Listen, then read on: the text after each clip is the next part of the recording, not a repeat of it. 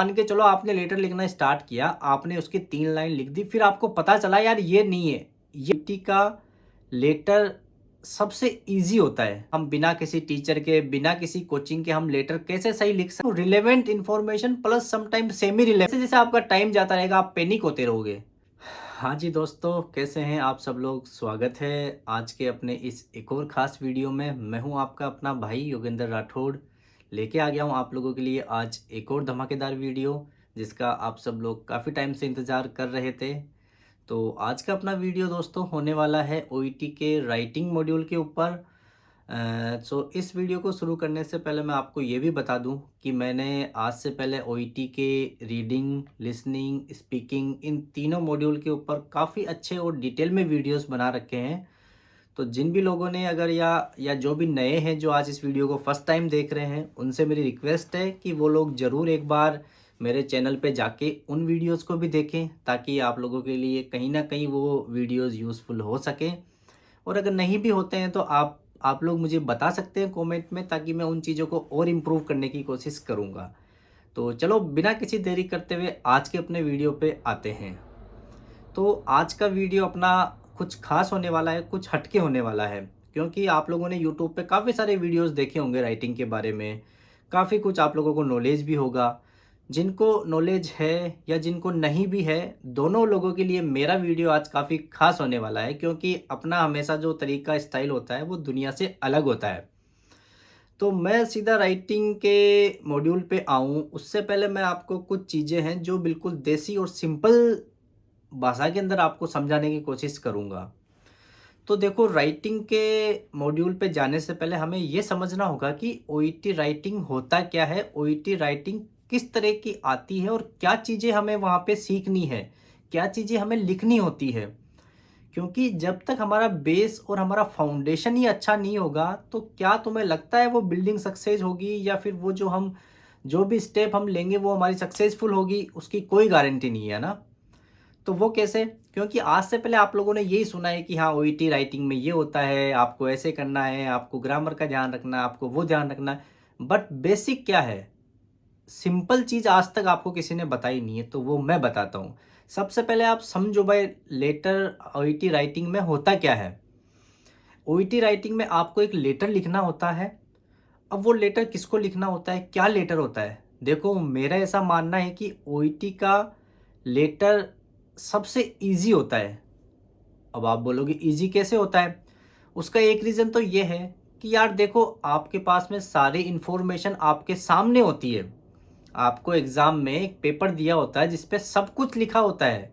आपको करना क्या है, आपको उस पेपर में से इन्फॉर्मेशन सेलेक्ट करके और आपको अपना एक खुद का लेटर लिखना होता है। आपको आपके दिमाग से तो कुछ सोचना ही नहीं है या आपको कुछ बनाना ही नहीं है। सब कुछ आपके सामने वहाँ लिखा हुआ है। इवन स्पेलिंग मिस्टेक भी आपकी नहीं हो सकती उसमें, क्योंकि सब कुछ वहाँ मेंशन होता है। फिर भी लोग फेल क्यों होते हैं? क्योंकि हमें ये बेसिक चीज़ें नहीं आती है।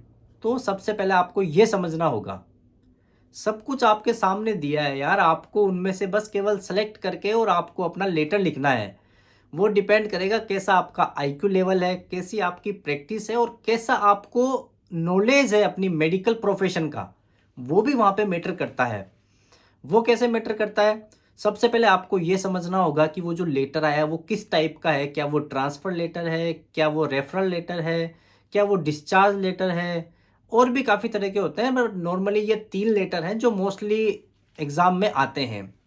फिर आपको ये समझना होगा कि वो लेटर हम लिख किसको रहे हैं। क्या हम किसी डिस्ट्रिक्ट नर्स को लिख रहे हैं? क्या हम किसी हॉस्पिटल के मैनेजर को?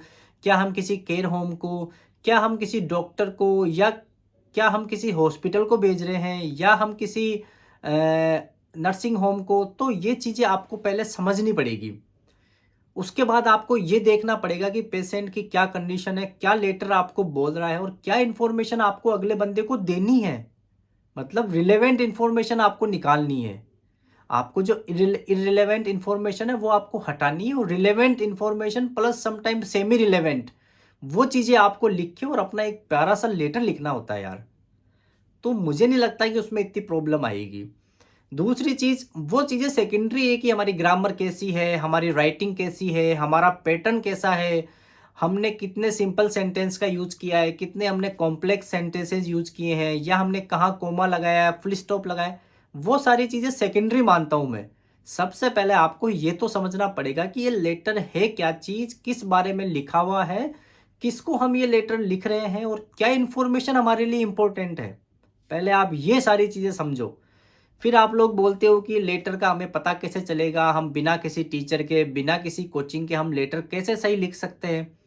आप लिख सकते हो।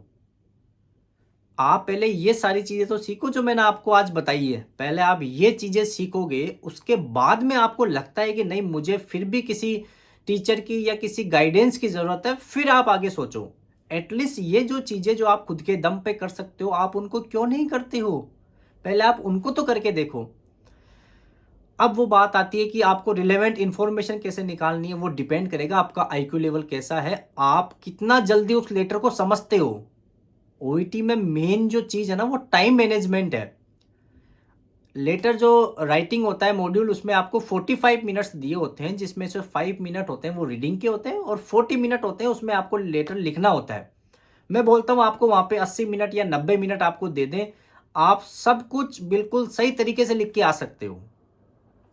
लेकिन बात वो है कि वो 40 मिनट में आपको इन्फॉर्मेशन, मतलब वो लेटर भी रीड करना है, आपको उसमें से इन्फॉर्मेशन भी निकालनी है, फिर आपको लिखना भी है, प्लस आपको grammar, writing, relevant information, irrelevant, ये सब चीज़ें भी ध्यान करनी है। तो वो 40 मिनट में थोड़ा सा टफ हो जाता है, वहाँ पे लोग पैनिक कर जाते हैं।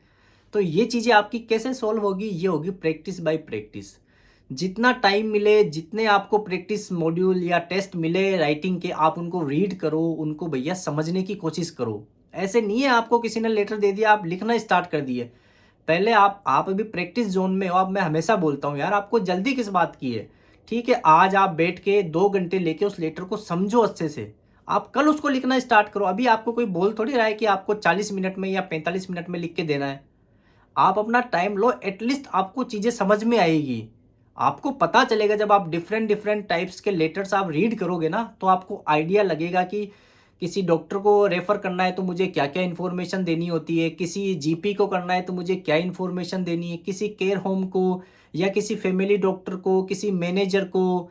तो ये सारी चीज़ें आपको पता कैसे चलेगी जब आप गो थ्रू होगे ना उन चीज़ों को लेके, उन चीज़ों को ज़्यादा से ज़्यादा रीड करोगे। तो पहला काम तो पहले ये करो सबसे पहले।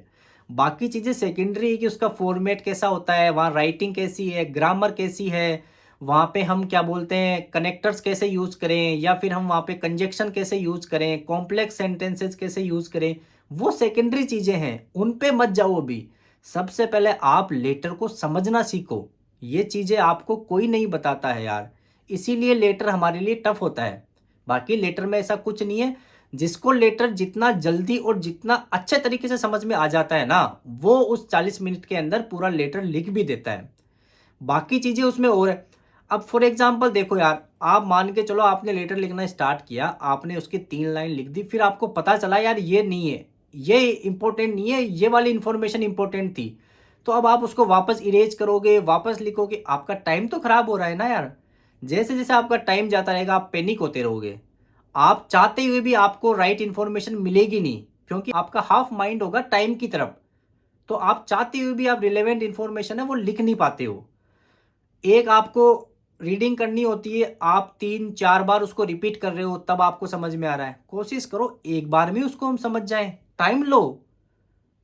बजाय उसको 4 बार रीड करने के, आप उसको एक बार में समझने की कोशिश करो। तो दोस्तों ये कुछ बेसिक चीज़ें हैं जो आपको आज तक किसी ने बताई नहीं है। पहले आप ये करके देखो, जब आपको इनमें इम्प्रूवमेंट मिले तब आप नेक्स्ट स्टेप पे जाओ कि अब मुझे कैसे मेरा लेटर है वो ऑर्गेनाइज़ करना है। कौन-सी इन्फॉर्मेशन मुझे कहाँ लिखनी है, कैसे मेरे को सीक्वेंस बनाना है, कैसे मुझे ग्रामर ऐड करनी है, क्या-क्या मुझे आर्टिकल्स या क्या-क्या मुझे वहाँ पे टेंस को किस तरीके से यूज़ करना है। कौन-कौन से नए कनेक्टर्स हो गया, इंजेक्शन हो गया, वो कहाँ यूज़ करें।